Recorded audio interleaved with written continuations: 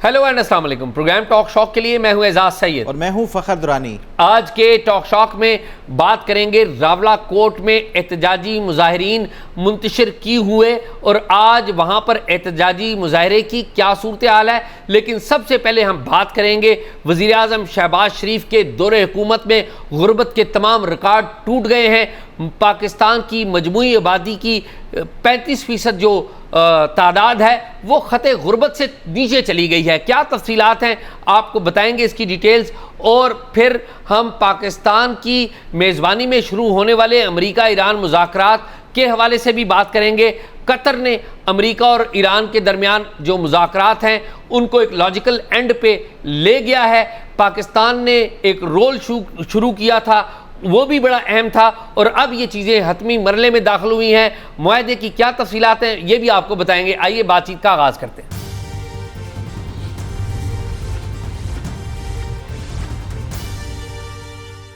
जी शाह जी, कैसे हैं आप? फ़खर मैं ठीक हूँ, आप बताएं कैसे हैं? अल्लाह का करम, अल्लाह का करम। क्या नई ताज़ी है? शाह जी बस बजट का माहौल है, और इसी माहौल में ख़ास तौर पे जो हुकूमत की मुआशी कारकर्दगी, क्योंकि जो इकनॉमिक सर्वे होता है ना, वो पिछला माली साल जो हुकूमत ने उसमें कौन कौन से टारगेट्स अचीव किए हैं, कौन से टारगेट्स जो है वो मिस किए हैं, ये जो इकनॉमिक सर्वे है ये दरअसल हुकूमत की आप यूँ समझे रिपोर्ट कार्ड होता है जिसमें वो उसकी कारकर्दगी पिछले साल की वो बताई जाती है। लेकिन ये इस इकनॉमिक सर्वे में गो के कुछ हद तक रोज़ी पिक्चर पेश की गई है। आज अखबारात में भी बड़े बड़े इश्तिहार आए हैं, हुकूमत ने ये पता नहीं 30 बड़े बड़े जो इसमें टारगेट्स थे जो अचीव किए गए हैं। लेकिन जो मेन चीज़ है ना कि आपकी इकनॉमिक ग्रोथ हो या जो आपकी इकनॉमिक स्टेबिलिटी है वो क्या ट्रांसलेट करके आम आवाम तक भी उसके जो समरात हैं पहुँच रहे हैं या नहीं पहुँच रहे। तो आम आवाम तक इसके जो समरात हैं वो इस इकनॉमिक सर्वे में वो इंडिकेट नहीं हो रहे, और ना ही वो रिफ़्लेक्ट हो रहा है कि कोई आवाम को इस हवाले से रिलीफ मिला है।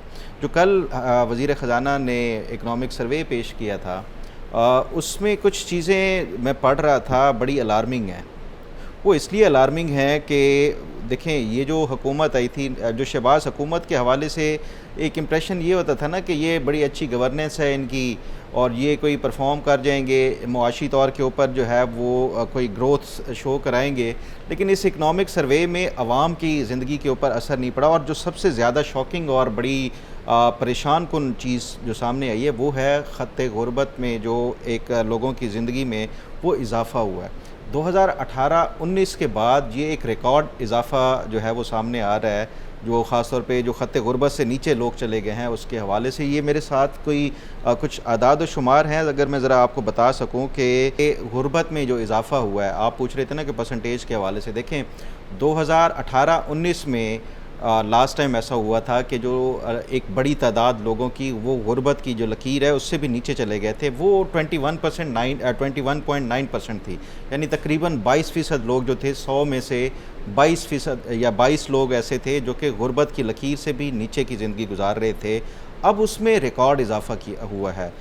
तो ये एक अलार्मिंग है कि ये जो इजाफ़ा हुआ है 22% को कहाँ हम रो रहे थे, अब 35% तक जो है ये इजाफ़ा पहुँच चुका है। और उसमें भी जो सबसे ज़्यादा इम्पॉर्टेंट चीज़ है वो है कि आपके जो देही इलाके हैं, पहले हमेशा होता ये था कि जो आपकी रूरल जो पॉपुलेशन है उसकी ज़्यादातर डिपेंडेंस जो होती थी वो जो इस ज़राअत के हवाले से होती थी। ज़राई शोबा जो है वो भी बहुत हद तक अंडर परफॉर्म कर रहा है।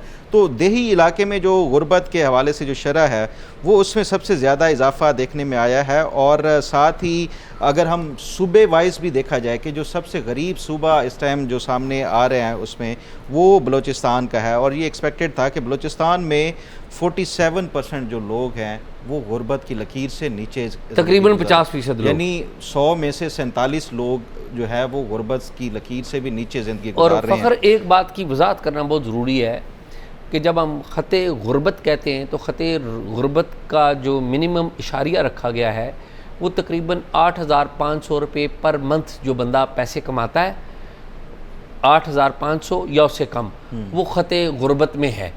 यानी कि आज के दौर में अगर किसी बंदे को 35 से 40 हज़ार रुपये माहाना पैसे मिल रहे हैं तो वो उन पैसों से गुजारा नहीं कर सकता ना, वो ख़त्ते गुर्बत में शामिल नहीं है। किसी को 20,000 रुपये तनख्वाह मिल रही है वो ख़त्ते गुर्बत में शामिल नहीं है। किसी को 10,000 तनख्वाह मिल रही है वो ख़त्ते गुर्बत में शामिल नहीं है। तो अगर आप 15,000 पे रख लें कि खते गुर्बत जो है 15,000 पे है, तो इसका मतलब क्या हुआ? ये नंबर तो बहुत ऊपर चला जाता है। हाँ बिल्कुल। अच्छा, बलूचिस्तान जो है वो सबसे ज़्यादा उसमें जो गुर्बत के हवाले से है, जो पंजाब है वो सबसे जो है वो बेहतर परफॉर्म करने मुतमव्वल है, मुतमव्वल यानी कि जहाँ पर कम लोग हैं जो खते गुर्बत से नीचे, उसमें 23.3% लोग हैं जो कि खते गुर्बत से नीचे की ज़िंदगी, यानी कि 100 में से 23 अफराद खते गुर्बत से जो है वो पंजाब के अंदर हैं। सिंध जो है वो 32.6% है और खैबर पख्तूनख्वा वो 35.3। खैबर पख्तूनख्वा के हवाले से भी बड़ी अलार्मिंग, मतलब बलूचिस्तान के बाद जो सेकंड मोस्ट जो इस हवाले से जहाँ पे ज़्यादा एक तादाद गरीब लोगों की जो कि एक ख़त से गुर्बत के ख़त जो है एक सर्टन एक क्राइटेरिया दिया गया उससे भी नीचे ज़िंदगी गुजारे हैं। 100 में से 35 लोग खैबर पख्तूनख्वा के अंदर। अब इसमें एक और चीज़ जो मैं समझता हूँ डिस्कस करने वाली है वो है आपके जो बेरोज़गारी में इजाफ़ा हुआ है, तो ये भी एक बड़ा मेजर इंडिकेटर होता है और ये रिफ़्लेक्ट करता है कि क्या हुकूमत वाकई बेहतर परफॉर्म कर रही है माशी लिहाज से, और क्या जो हुकूमत की माशी पॉलिसियाँ हैं वो निचली सतह तक जो है उसकी कोई समरात पहुँच रहे हैं या नहीं पहुँच रहे।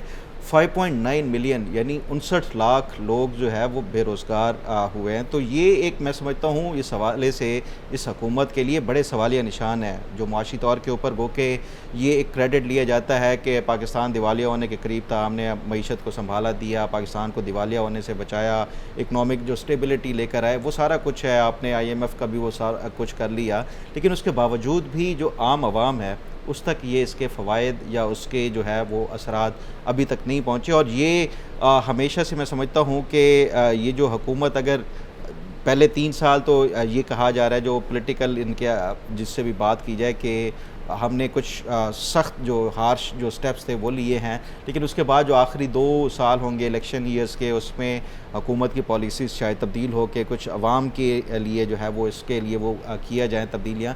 लेकिन उसके बावजूद भी अगर आप देखें तो ये इस हुकूमत के लिए एक बहुत बड़ा नाकामी और बहुत बड़ा फेलियर है कि 2018 के बाद पहली मरतबा पाकिस्तान में इतनी बड़ी तादाद जो है वो गुर्बत की लकीर से नीचे चली गई है। मैं आज पढ़ रहा था जो इकनॉमिक सर्वे में मुख्तलिफ जो इंडिकेटर्स हैं, देखिए उसमें जो माल न्यूट्रिशन के हवाले से या जो खुराक की किल्लत के हवाले से वो भी अलार्मिंग कुछ सूरत हाल सामने नज़र आ रही है कि आप लेट्स सपोज अगर गंदम या आटा जो कंजम्पशन है पाकिस्तान में फ़ीकस वो 7 kg था फ़ी आदमी जो है एक, वो भी कम होके कोई 6.5 kg तक चला गया है। इससे क्या रिफ्लेक्ट होता है, मतलब ये आपको एक माइनर सी वो नज़र आ रही होगी कि ये शायद कि आधा किलो अगर गंदम की एक कंजम्पशन है फ़ीकस आदमी की जो वो कम हो गई है, ये ऐसा नहीं है। 25 करोड़ आवाम में आप अगर देखें तो इतनी बड़ी तादाद में जो कमी आई है, मतलब लोग जो है वो ग़िज़ाई किल्लत का शिकार हो रहे हैं, या दूसरे लफ्ज़ों में अगर ये कहा जाए कि लोगों को खुराक पूरी नहीं मिल रही, या उनकी कैपेसिटी जो है या उनकी जो परचेजिंग पावर है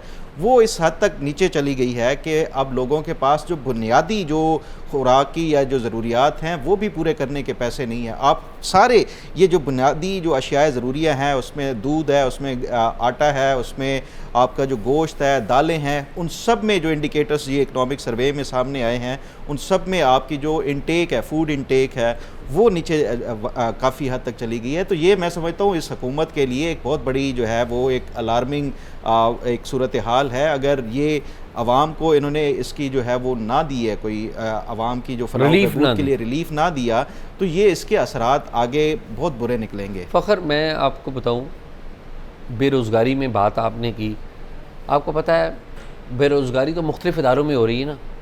एक पैमरा अदारा है यहाँ पे, उसमें मैंने सुना कि कंट्रैक्चुअल एम्प्लॉइज़ को सुना ख़त्म कर रहे हैं वहाँ पे, और एम्प्लॉयमेंट वहाँ पर कम हो रही है। बहुत सारे इदारे हैं। मेट्रो 1 TV था कराची में, वो बंद कर दिया गया है, ठीक है। अब पहली बात तो यह है कि हुकूमत ने इन TV चैनल्स को लाइसेंस दिए, वहाँ पर लोगों को भर्तियाँ किया गया, नौजवान वहाँ पर भर्ती हुए बड़ी उम्मीदें लेकर, उनको अचानक आपने बंद कर दिया। भाई आपने उनको लाइसेंस दिया तो आपने उनसे पैसे क्यों नहीं लिए कि अगर आप अचानक बंद कर देंगे तो इन लोगों को कुछ पैसे उनके अकाउंट्स में लेकर दें। ये कोर्स करेक्शन हमने की नहीं अभी तक। और बहुत सारे, आप इस्लामाबाद की आज देखें, इस्लामाबाद का आज सबसे बड़ा वाक़या पता क्या है? सरकारी मुलाजमीन सड़कों के ऊपर है, एहतजाज हो रहा है कि उनको उनकी तनख्वाहें जो हैं वो नहीं बढ़ी, पहले भी जो माहदे उनके साथ होते रहे और उन पर अमल दरामद नहीं हुआ। तो आप जिधर भी जाएँ ना तो एहतजाज हो रहा है, तो very sad state of situation. अच्छा, ये जो एहतजाज वाला है ना, ये वैसे हम भी जब से सहाफ़त में है, जब बजट आता है बजट वाले दिन एहतजाज हमेशा सरकारी मुलाजमीन करते हैं और तनख्वाहों में अपने जो है वो डिमांड के मुताबिक इजाफ़ा कराने के लिए। लेकिन सरकारी मुलाजमीन का मैं समझता हूँ कि देखें, आप सरकारी ऑफिस में चले जाएँ, आपको काम का अंदाज़ा लग जाता है कि यार ये किस तरह से, कितनी दयानतदारी से ये काम कर रहे हैं। तो इनका तो उससे ज़्यादा जो प्राइवेट सेक्टर का है, जो ख़ास तौर पे जिनको एक काम करना भी और उसके साथ साथ हुकूमत उनसे टैक्स भी जिस हवाले से दे रही है, गो कि एक अच्छी चीज़ सामने आई है टैक्स स्लैब्स के हवाले से। एक चीज़ जो इम्पोर्टेंट आप वो बात कर रहे थे ना, बेरोज़गारी, तो अभी मैंने ये बताया कि 59 लाख लोग जो हैं वो बेरोज़गार हुए हैं। एक और अलार्मिंग चीज़ जो इसमें सामने आई है वो है आपका ब्रेन ड्रेन। जी हाँ, नौजवान जो बाहर जा रहे हैं, ये भी इसी इकनॉमिक सर्वे में बताया गया है कि 2025 में 7,62,000 से ज़ायद नौजवान जो हैं, पढ़े लिखे नौजवान, वो बेरोज़गारी की वजह से बैरून मुल्क चले गए हैं। कोई कानूनी तरीके से जा रहा है, कोई गैर कानूनी तरीके से जा रहे हैं। तो ये बड़ी अलार्मिंग सूरत हाल है माशी तौर के ऊपर अगर देखा जाए। हम मतलब वो माहिर माशियात ही वो ज़्यादा बेहतर जानते हैं, बड़े बड़े जो इनके इंडिकेटर्स होते हैं जो बजट की एलोकेशंस के हवाले से, हमने वो देखना है एक बतौर आम आदमी के और बतौर एक सहाफ़ी के कि अवाम को इन तमाम पॉलिसीज़ का, अवाम को इन तमाम जो इक़दामात हैं उसके क्या कोई फ़वायद मिल रहे हैं या नहीं मिल रहे। वो अगर ग्राउंड पे देखा जाए तो वो नहीं मिल रहे। वेरी सैड, वेरी सैड, बहुत बुरी सूरत हाल है। बिल्कुल। मैं वैसे ना इस सारे माहौल में ये देखता हूँ कि अगर अमेरिका ईरान मुआहदा हो जाता है, जो कि कल आपको पता हमने खबर दी थी, और फिर बाद में रात को ट्रंप साहब ने ट्वीट भी कर दिया, और खुदा करे कि ये मुआहदा हो जाए और हमारी ट्रेड ईरान के साथ खुल जाए, ये तो एक पॉसिबिलिटी है ना, तो उससे भी बड़ा फ़र्क पड़ेगा। और खुदा करे हमारे हिंदुस्तान के साथ और ये जो अफ़गानिस्तान है वहाँ पर भी मामला ठीक हों। ज़ाहिर है बहुत सारी चीज़ें हमारे हाथ में और बहुत सारी चीज़ें हमारे हाथ में नहीं है, लेकिन ये जो ईरान वाला मुआहदा है, ये तो जिसे कहते हैं ना, हमने कल खबर दी थी कि ड्राफ्ट तैयार हो गया, तो आप देखें रात को उन्होंने कह दिया कि ड्राफ्ट तैयार हो गया। तो उसके मुआहदे की कुछ चीज़ें हैं जो आपके पास भी है, मैं चाहता हूँ कि ज़रा वो भी बताएं कि वो क्या है। बिल्कुल शाह जी, ये जो मुआहदे की कल मुझे याद है आपने ब्रेक किया था कि जो कतरी डेलीगेशन है वो वहाँ से रवाना हो गया है और जो फाइनल ड्राफ्ट है वो लेकर चले गए हैं, आगे अमेरिका के साथ शेयर करना है। आज जो है वो जो मैं एक ऑब्ज़र्व किया ना बतौर सहाफ़ी के, ये ईरान अमेरिका जंग के दौरान अगर सबसे पहले और सबसे जो एक्यूरेटली कुछ चीज़ें रिपोर्ट हुई हैं ना, वो सबसे पहले इजरायली मीडिया में हुई है। ऐसे ही उसकी वजह है, उसकी वजह पता है आपको क्या? उसकी मैं आपको चेक लिया, उसकी वजह ये है कि इसराइली जो स्टेट है ना, वो अपने मीडिया के ऊपर बहुत ज़्यादा डिपेंड करती है, उनको साथ लेकर चलती है। उनको चीज़ें इंफॉर्मेशन, आपको पता है कि इसराइल में जो तैनात CNN के नुमाइंदे हैं, बराक जो हैं, उनकी ट्वीट से पूरी दुनिया की इकॉनमी ऊपर और नीचे आती रही है। एक्सियोस में है, एक्सियोस में है वो, एक्सियोस CNN का ही एक सिस्टर ऑर्गेनाइजेशन है। डेविड है या डेविड है जी, बराक डेविड, उनकी ट्वीट से मईशत ऊपर नीचे जाती रही है। यरूशलेम टाइम्स, इसराइल के और मुख्तलिफ पेपर्स जहाँ पर इनसाइडर्स छपते रहे हैं, जो न्यूयॉर्क टाइम्स से भी पहले छपते रहे हैं, वाशिंगटन पोस्ट से भी छपते रहे हैं, पहले बरतानवी अमेरिकी मीडिया से पहले आते रहे हैं। उनकी रियासत जो है अपने मीडिया को यूज़ करते हैं। अच्छा, और वैसे बाय द वे एक बात ये भी याद रखें कि जो ईरान है, ईरान भी अपने मीडिया को साथ लेकर चलता रहा है, और ईरान ने अपने मीडिया को भी इंफॉर्मेशन दी जो वो रिलीज़ होती रही, और उन्होंने अपने बंदे भी रखे हुए थे। मसलन प्रोफेसर मरांडी, हमने उनका इंटरव्यू भी किया, वो भी आके चीज़ें आके बताते रहे। तो अनफॉर्चुनेट बात यह है कि हमारे जैसे मुल्कों में ये मीडिया पर पाबंदी रही कि आपने ये नहीं रिपोर्ट करना, वो नहीं रिपोर्ट करना, हमारा इंडिपेंडेंट, भाई आपका इंडिपेंडेंट पोजीशन रहेगी। मीडिया जब रिपोर्ट करता है इससे आपकी इज्जत बढ़ती है। खैर, अच्छा, इसमें ना वो ये वाली जो बात है ना, मैं थोड़ा सा आपसे इख्तलाफ करूँगा। वो इसलिए कि देखिए, पाकिस्तान एक मीडिएटर था, और मीडिएटर का जो एक प्राइमरी जो उसका एक रोल है ना कि वो जो है वो न्यूट्रल रहे। तो वो पाकिस्तानी मीडिया वाला वो मैं समझता हूँ वो नहीं, वो बिल्कुल दुरुस्त वो था। उससे पहले अगर देखें आप, जब भारत और पाकिस्तान की जंग हुई तो पाकिस्तान ने जो सबसे अच्छा काम किया था वो मीडिया को उन्होंने एक्सेस दी थी इन्फॉर्मेशन के हवाले से। आपको याद है जी जी जी मई में जो जंग हुई थी, और यही डिफरेंस था। भारत जो है वो बयानिया बनाने में नाकाम रहा, पाकिस्तान क्योंकि थोड़ा सा इन्होंने एक्सेस टू इन्फॉर्मेशन थी, इस वजह से पाकिस्तान ने इंटरनेशनल लेवल के ऊपर भी अपनी जो इन्फॉर्मेशन थी वो एक्यूरेटली पहुंचाते रहे, और इससे पाकिस्तान का जो नैरेटिव था स्ट्रॉन्ग था। ये एक डिफरेंट सिनारियो था। नहीं, मैं जो फखर बात जो कहूँ ना आपको, ये ईरान और उसके हवाले से, हाँ नहीं आपको उस पर इख्तलाफ करने की ज़रूरत ही नहीं पड़ेगी अगर आप बात समझेंगे। देखिए, अगर एक हमारे टीवी के जो जर्नलिस्ट हैं, अगर वो तेहरान में मौजूद होते और वो वहाँ से चीज़ें रिपोर्ट कर रहे होते, वाशिंगटन में हमारे जो मीडिया के लोग हैं उनको एक एक्सेस आपने दी होती, वो रिपोर्ट कर रहे होते, तो हमारे न्यूट्रल पॉइंट ऑफ व्यू को तो कोई न्यूट्रल पॉइंट ऑफ व्यू को कब ज़िक पहुँचती, जब इधर से मीडिया ख़बर ऐसी कोई निकालता जो ईरान के मुखालिफ थी या हिंदुस्तान के या अमेरिका के मुखालिफ थी, तो तब वो पढ़ता। वो तो रियासत ने तो वो इन्फॉर्मेशन बाहर आने नहीं दी ना। तो आप तो रूटीन की चीज़ें नहीं रिपोर्ट कर पाते रहे। नहीं, वो रूटीन की इस वजह से कि अगर आप एक एंगल से वो करते, ईरान के प्रो में होती, वो अमेरिका के खिलाफ चली जाती, तो ये अमेरिका प्रो, मेरा ख्याल है कि वो अब इनको कुछ हद तक वो करना चाहिए था। वो आप बिल्कुल दुरुस्त बात कर रहे हैं। अगर मुआहदे के हवाले से देखें, जो बात मैं कर रहा था कि इसराइली मीडिया हमेशा इस पूरी जो जंग का वो था उसमें सबसे आगे रहा है, जो ख़ास तौर पे एक्यूरेटली इन्फॉर्मेशन के हवाले से और इनसाइड जो डिटेल्स वगैरह होती हैं, ये इस हवाले से। अब जेरूसलम पोस्ट ने इसमें कुछ उसकी अपनी जो है वो कंट्रीब्यूशन है, और कुछ उन्होंने ईरानी, वो जिस तरह आप बात करें ना कि ईरानी मीडिया भी बड़ी उन्होंने एक्सेस दी है। उन्होंने महर न्यूज़ एजेंसी है, वो भी स्टेट ओन जी हाँ ईरान की स्टेट, तो वो इन दोनों की कंबाइंड एक इन्होंने वो बताई है कि इस मुआहदे में दरअसल है क्या। पहली बात यह है कि ये जो कल फाइनल जो एक ड्राफ्ट हुआ है उसमें यह है कि जो ईरान और अमेरिका के दरमियान इनिशियल फ़ेज़ के ऊपर जंग बंदी होगी, और उसमें 30 डेज़ का जो है वो टाइम पीरियड दिया जाएगा, जिसमें स्ट्रेट ऑफ हुर्मुज़ जो है वो उसको मुकम्मल तौर के ऊपर ओपन किया जाएगा। अब स्ट्रेट ऑफ हुर्मुज़ मुकम्मल ओपन होने का मतलब ये है कि एक तरफ जो ईरान है उसने इंटरनेशनल जितनी भी ट्रेड और उसके हवाले से उन्होंने जो है वो वहाँ पे रुकावटें खड़ी की हुई हैं, वहाँ पे उनको जो है वो अटैक भी किया जाता है अगर कोई वायलेट करता है। तो ईरान भी मुकम्मल तौर के ऊपर उसका स्ट्रेट ऑफ हुर्मुज़ का मुहासरा ख़त्म करेगा। दूसरी तरफ जो अमेरिका ब्लॉकेट करके बैठा है ईरानी जो ट्रेड, जो ईरान की इंपोर्ट और एक्सपोर्ट के हवाले से है, वो उसका भी मुहासरा ख़त्म किया जाएगा। पहला पॉइंट या नुक्ता यही है कि मुकम्मल तौर पे जंग बंदी होगी। दूसरा, इसमें जो सबसे इंपॉर्टेंट चीज़ है वो है न्यूक्लियर के हवाले से। आपको पता है ना कि न्यूक्लियर इनके लिए, दोनों के लिए जो है वो मेन ऐसी हर्डल है जिसकी वजह से कई मरतबा मुआहदा होते होते फिर वो रुक जाता है। अब जो इंटरेस्टिंग चीज़ इसमें आई है, न्यूक्लियर वाला फर्स्ट फेज़ में होगा ही नहीं। न्यूक्लियर के लिए एक अलहदा से 60 डेज़ का पीरियड रखा जा रहा है, और उन 60 डेज़ में अलहदा से एक जो है वो स्पेशलाइज जो है वो एक नई डील होगी न्यूक्लियर के मामले के ऊपर। वो 60 डेज़ में इनके मुज़ाकरात होते रहेंगे और उसमें जो है ये सारा चीज़ होगी। जो और तीसरी इम्पॉर्टेंट चीज़ है वो है 24 अरब डॉलर जो ईरान ये कह रहा है कि हमारे अमेरिका और उसके जो वजह से वहाँ पे जो है वो फ्रीज़ किए गए हैं। 24 अरब डॉलर ईरान मुतालबा कर रहा था कि मुकम्मल आप हमारे वो अनफ्रीज़ करें। उस पर अब ये जो मुआहदे में आ रहा है सामने कि अमेरिका की तरफ से रजामंदी ज़ाहिर की गई है कि हम 12 अरब डॉलर आपको अभी देंगे। 12 अरब डॉलर जो हैं वो जब ये मुआहदा मुकम्मल तौर के ऊपर उसके ऊपर अमल दरामद हो जाएगा, सेकंड जो ट्रांश होगी उसकी वो तब की जाएगी।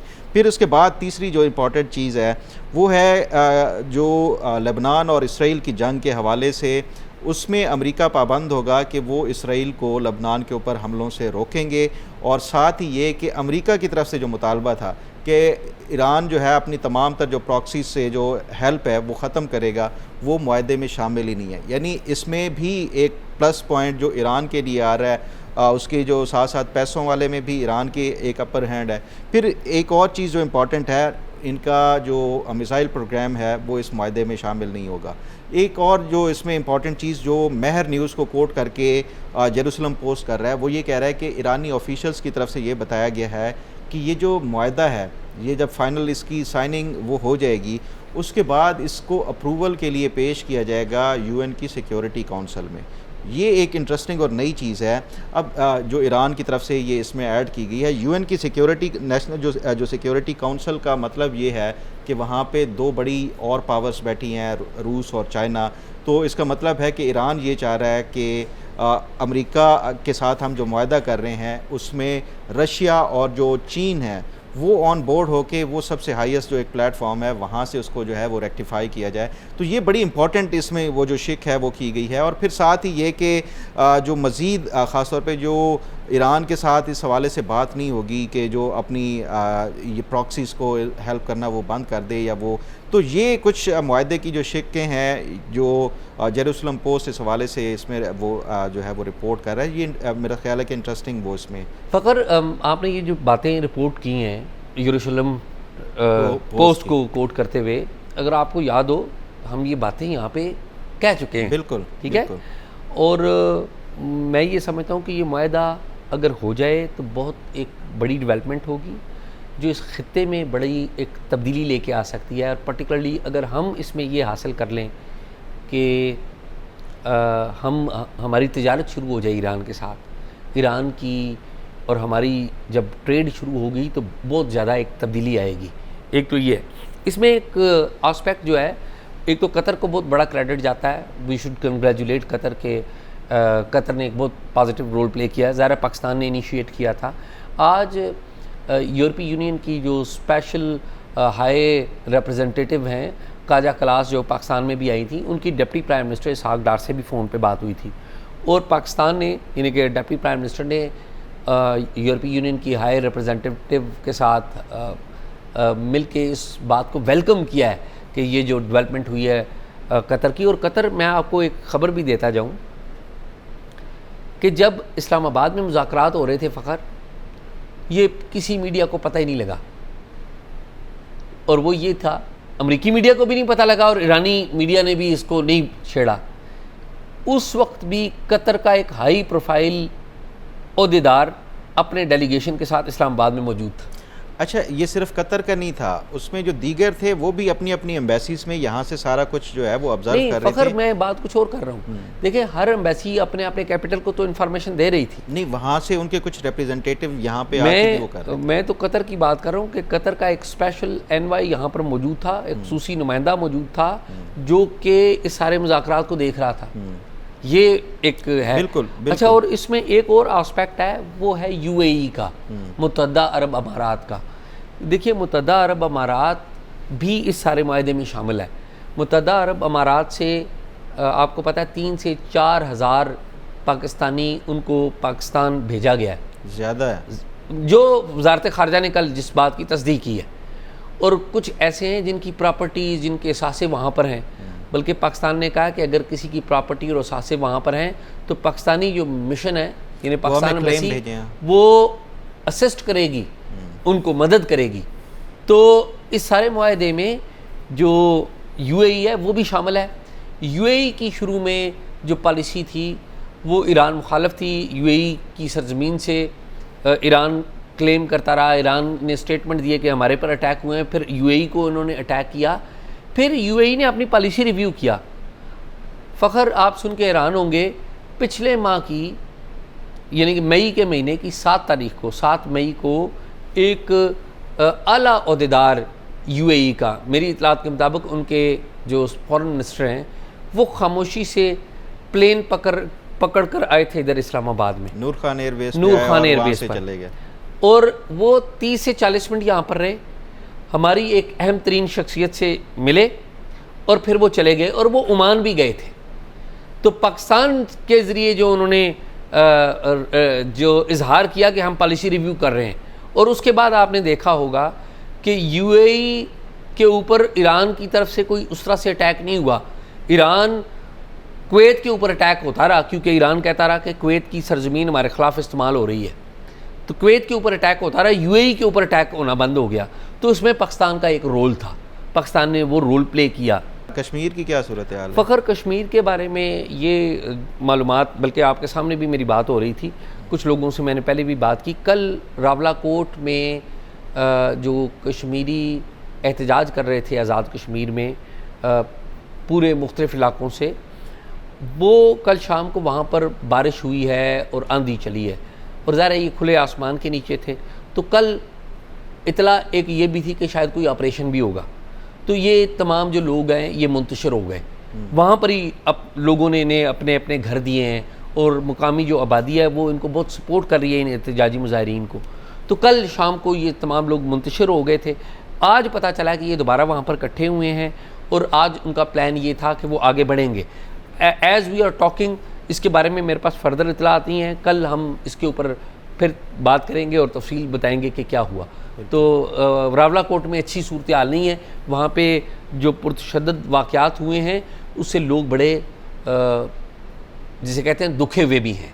तो मेरे ख्याल में इस वक्त हमारे कश्मीरी भाइयों को के साथ देने की ज़रूरत है और चीज़ें बातचीत के ज़रिए हाल हों तो ज़्यादा अच्छी हैं।